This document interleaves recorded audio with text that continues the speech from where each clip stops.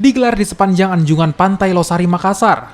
Festival Gelapan menyediakan ruang untuk para seniman di Makassar. Di zona fine art ini, pengunjung disuguhi karya seni lukis yang memesona setinggi 3 meter. Keindahan seni lukis ini berhasil memukau pengunjung F8 tidak hanya dari segi ukuran dan keindahan, pesan moral dalam lukisan juga jadi daya tarik tersendiri.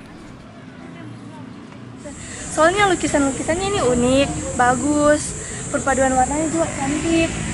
Terus ini kan baru acara F8 ini baru ada lagi setelah pandemi waktu beberapa tahun 2 tahun yang lalu lah ya. Setelah itu lukisannya juga bagus. Dari kita sendiri memang selalu datang di acara F8 atau baru pertama kalinya? Oh, ini baru pertama kalinya karena saya tertarik karena sudah 2 tahun tidak ada, terus tiba-tiba ada. Lokasi lukisan di fine art pun jadi lokasi pengunjung untuk bersuah foto. Mereka bahkan bisa bersuah foto bersama seniman. Dilar Rustam, Kompas TV, Makassar, Sulawesi Selatan.